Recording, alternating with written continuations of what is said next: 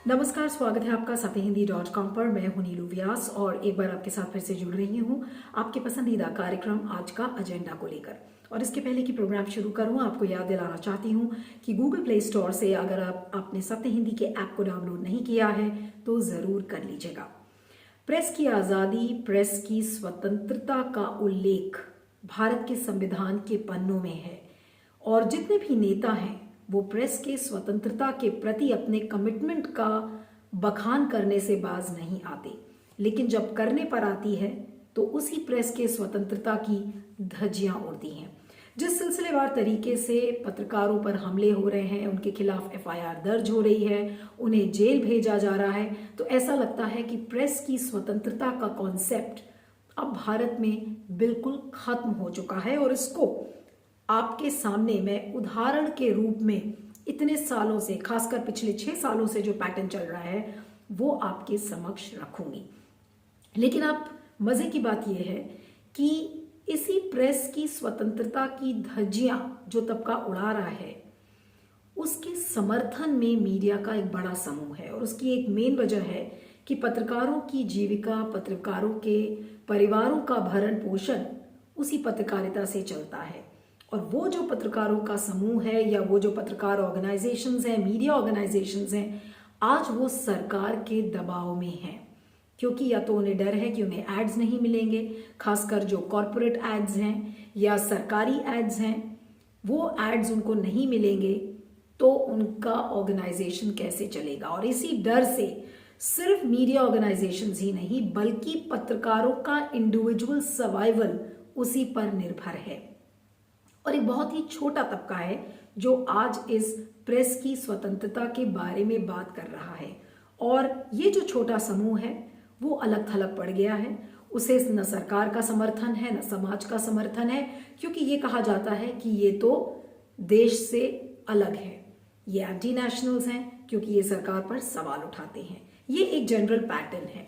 लेकिन जिस तरीके से जो एक पैटर्न फॉलो किया गया है कि जिस तरीके से पत्रकारों के खिलाफ एफआईआर दर्ज हो रही है, उन पर हमले हो रहे हैं, इसी लिस्ट में आज एक फ्रेश उदाहरण आपके सामने शामिल हो गया है। और वो है वरिष्ठ पत्रकार बरखा दत्त का, जो कि अलग थलग पड़ गई थी। उन्होंने फिर अपना एक इंडिविजुअल डिजिटल प्लेटफॉर्म शुरू किया, मोजो स्टोरी, और उस पर जमकर उन्होंने ग्राउंड रिपोर्टिंग की। उसकी बहुत वाहवाही भी हुई और बरखा की बहुत ज़्यादा तारीफ हुई जिस तरीके से उन्होंने जो माइग्रेंट लेबरर्स की क्राइसिस है कोरोना के टाइम में वो किया, हाथरस रेप केस इंसिडेंट को उन्होंने जिस तरीके से कवर किया, और फिर अब उन्नाव का जो मामला, जो 3 नाबालिग लड़कियों का मामला आया था, उस पर भी मोजो स्टोरी ने रिपोर्टिंग की थी।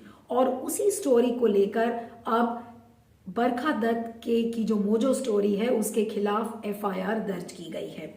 और जो उन्नाव पुलिस है उसका ये कहना है कि ये जो प्लेटफॉर्म है ये झूठी खबरें फैला रहा है। और वो प्लेटफॉर्म ये कह रहा था कि इन लड़कियों के साथ बलात्कार हुआ, जबकि पोस्टमार्टम रिपोर्ट ये नहीं कहती थी। उसके बाद उन्नाव पुलिस ने ये भी आरोप लगाया कि ये जो मीडिया प्लेटफॉर्म्स हैं ये कैसे कह सकते हैं कि अंतिम संस्कार इन लड़कियों के परिवार वालों की सहमति के बिना हुआ। तो इन सबको लेकर मोजो स्टोरी और उसके साथ 7 और ट्विटर हैंडल्स हैं जिनके खिलाफ केस दर्ज किया गया है आईपीसी की धारा 153 और आईटी एक्ट सेक्शन 66 के तहत।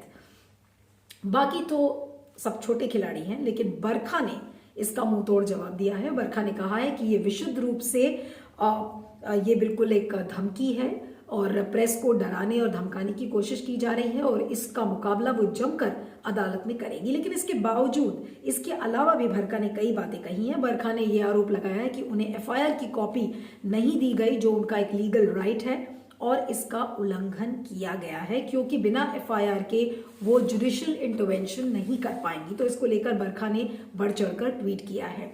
एक और बात जो बरखा ने लिखी है, बरखा ने कहा है कि उनका नाम कई नेताओं के साथ शामिल कर दिया गया है और एफआईआर में गलत चीजें लिखी गई हैं, जैसे कि एफआईआर में यौन उत्पीड़न का उल्लेख किया गया है, जबकि यौन उत्पीड़न का उल्लेख उनके प्लेटफॉर्म के जरिए नहीं हुआ था। तो बरखा का ये कहना है कि इसके पहले कि वो मोजो स्टोरी की जांच करे तो यूपी पुलिस को अपने ही एफआईआर की जांच करनी चाहिए।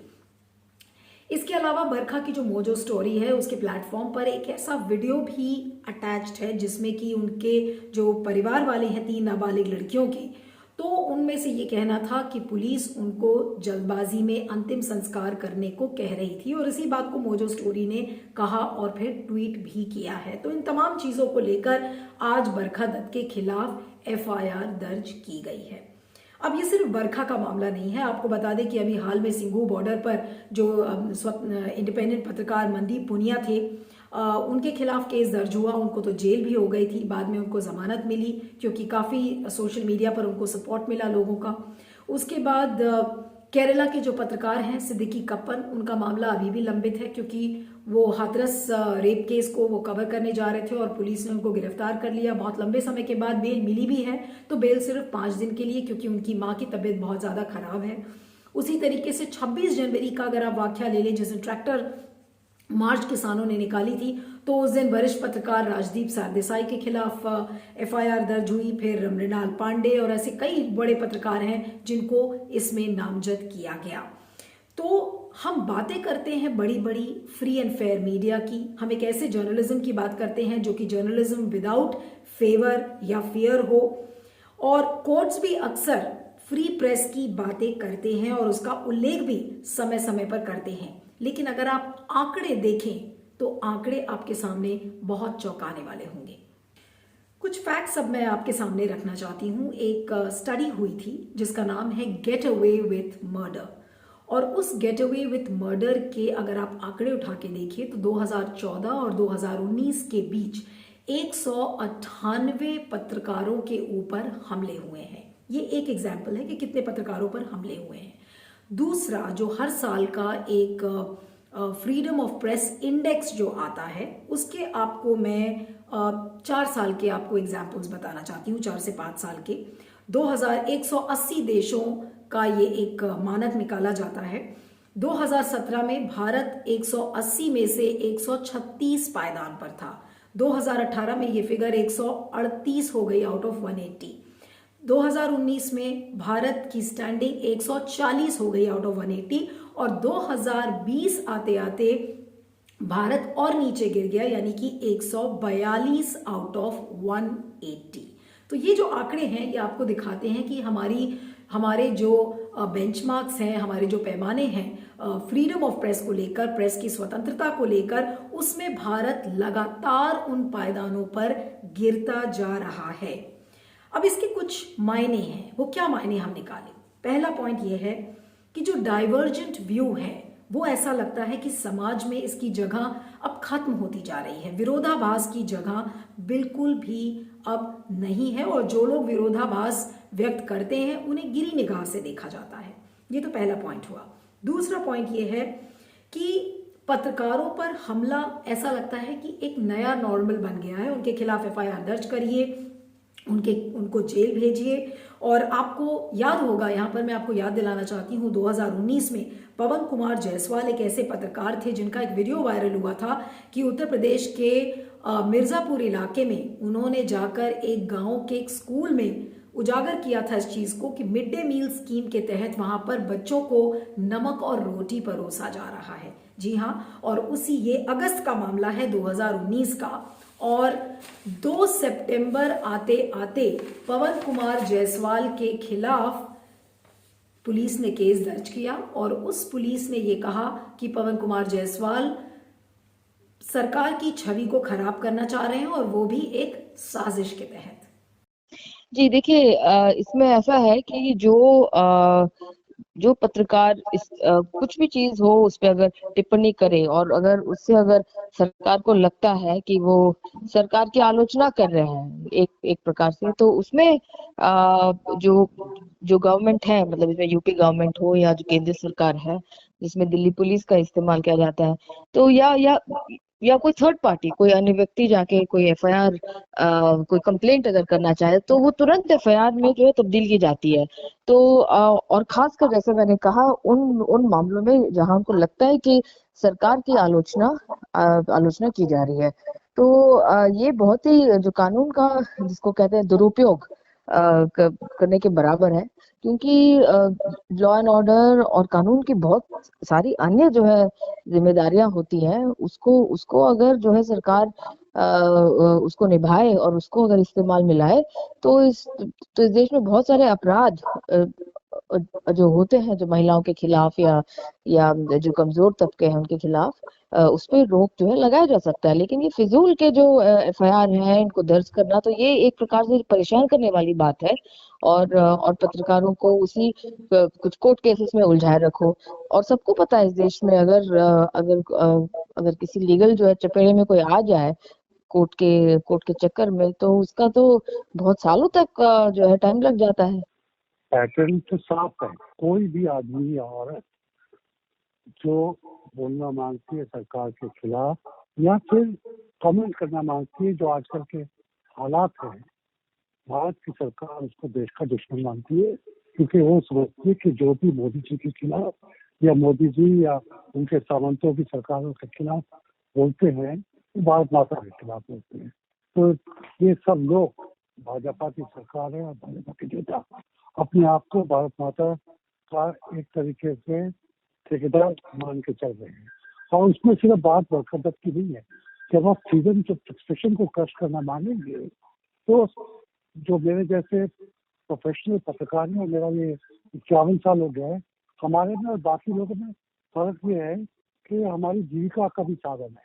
बाकी लोगों को शायद जीविका का साधन नहीं हो, मगर पत्रकार की बोलने की आज़ादी में और आम आदमी की बोलने की आज़ादी में कोई फर्क नहीं है। अगर आम आदमी नहीं बोल सकता तो पत्रकार भी नहीं बोल सकता। तो यहाँ पर जो राजीव सर्वेसा के साथ हुआ, जो बरकत के साथ हुआ, जो बाकी सोशल मीडिया के इन्फ्लुएंसर्स के साथ हो रहा है, जो आम आदमी नारे लगा रहे हैं, उनके साथ हो रहा है, ये भारत का गला घोटने की, भारत माता के बच्चों की आवाज को मुंह बंद करके गला घोट कर आवाज को शांत करने की एक राजकीय तरकीब है।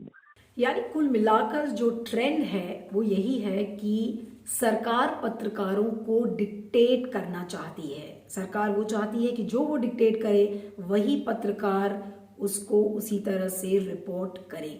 और इसीलिए आपने देखा होगा कि ज्यादातर जो मेन स्ट्रीम चैनल्स हैं वो या तो राष्ट्रवाद की बीन बजाते आपको नजर आएंगे या फिल्म्स की रिपोर्टिंग करते नजर आएंगे। लेकिन अगर किसी ने भी सरकार के खिलाफ कोई रिपोर्टिंग की तो फिर उसकी खैर नहीं। और इस लिस्ट में कितने बड़े बड़े नाम हैं। 2018 में पुण्य प्रसून वाजपेयी के साथ जो हुआ वो लोग कैसे भूल सकते हैं। अभिसार शर्मा, ये वो बड़े नाम हैं पत्रकारिता के जिन्होंने matter of fact ground reporting की और फिर उनकी ऑर्गेनाइजेशंस ने अंडर प्रेशर उन्हें निकाल दिया। और उसी लिस्ट में बरखा दत्त भी अब शामिल हैं। आज कुछ बड़े सवाल अब आपके सामने रख रही हूं। क्या पत्रकारिता का चौथा स्तंभ गिर गया है? इस पर गौर करिएगा और इस पे फीडबैक भी मुझे भेजिएगा। अगर आप सरकार का भोपू बनते हैं या आप सरकार के प्रवक्ता बनते हैं तो मीडिया इंडस्ट्री में सर्वाइव करने का ये सबसे बड़ा मंत्र है। वरना अगर आप ये नहीं काम कर सकते तो आपको कूड़े के ढेर में फेंक दिया जाएगा और फिर आपको कोई पूछेगा भी नहीं कि आप कौन हैं और किस तरीके की पत्रकारिता आप करते हैं।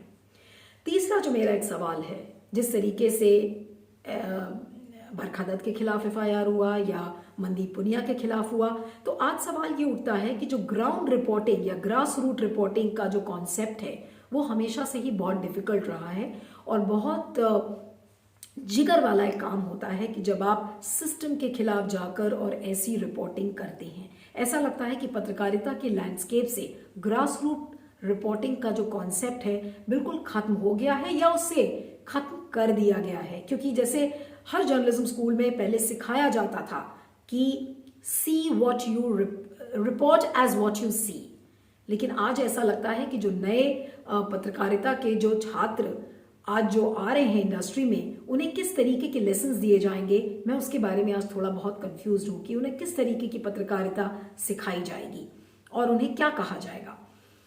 एक और जो सवाल है कि पत्रकार ऐसा लगता है कि सवाल करना भूल गए हैं। आप किसी भी प्रेस कॉन्फ्रेंस में अगर आप उठा लीजिए, किसी भी प्रेस कॉन्फ्रेंस को उठाकर अगर आप देख लीजिए, तो किस तरीके के सवाल आते हैं, या आप इंडिविजुअल इंटरव्यूज अगर आप मेन स्ट्रीम मीडिया चैनल्स के देखिए तो सरकार जो पत्रकार हैं उनका काम है सरकार से कठिन सवाल पूछना। पहले ये कहा जाता था कि पत्रकार जिस तरीके के सवाल पूछते हैं उनसे उस चीज से उनकी आइडेंटिटी बनती है, लेकिन आजकल किस तरीके के सवाल पूछे जाते हैं, मंत्री हो चाहे प्रधानमंत्री हो, उनसे ये पूछा जाता है कि आप किस तरीके का वॉलेट लेकर चलते हैं, या आम की कौन सी नस्ल है जो आपको ज्यादा पसंद आती है। लेकिन आज किसी भी पत्रकार में ये हिम्मत नहीं है कि किसी प्रेस कॉन्फ्रेंस में सिर उठाकर हिम्मत दिखाकर किसी भी मंत्री से ये पूछ सके कि तेल के दामों की कीमत आज आसमान क्यों छू रही है, अर्थव्यवस्था पटरी से क्यों उतर रही है, आज इतनी नौकरियां जा रही हैं तो इसके लिए कौन जिम्मेदार है। ये सवाल आज पत्रकारिता से बिल्कुल गायब हो गए हैं। इसकी वजह क्या है, इस पर गौर करिएगा। ज्यादा कुछ नहीं कहना चाहती हूं, सिर्फ यही बोलना चाहती हूं अंत में कि कब आंखें खुलेंगी इस सरकार की और कब खुलेंगी आंखें उन पत्रकारों की जो कि सरकार का भोंपू बनकर इस समय बैठे हुए हैं। और फिर से एक उम्मीद लगाकर बैठती हूं कि कब लौटेगी पत्रकारिता वो पुराने समय की, जब आप कड़े से कड़े सवाल सरकारों से करते थे। क्या वो पत्रकारिता लौटेगी? मुझे उसकी उम्मीद तो नहीं, लेकिन उम्मीद पर दुनिया कायम है, इसलिए उम्मीद करती हूं कि देर आए दुरुस्त आए। हो सकता है पत्रकारों का जो वजूद है वो जगे और वो वापस अपनी लड़ाई उसी तरह से लड़ पाएंगे। इस पर आपका क्या सोचना है, फीडबैक जरूर दीजिएगा। और मुझे आप ट्विटर पर फॉलो कर सकते हैं, मेरा ट्विटर हैंडल है @नीलू317। चलते चलते आपको याद दिलाना चाहती हूँ कि गूगल प्ले स्टोर से अगर आपने सत्य हिंदी के ऐप को डाउनलोड नहीं किया है तो जरूर कर लीजिएगा। थैंक यू सो मच, बने रहिएगा सत्य हिंदी पर। सत्य हिंदी का ऐप डाउनलोड करें गूगल प्ले स्टोर पर।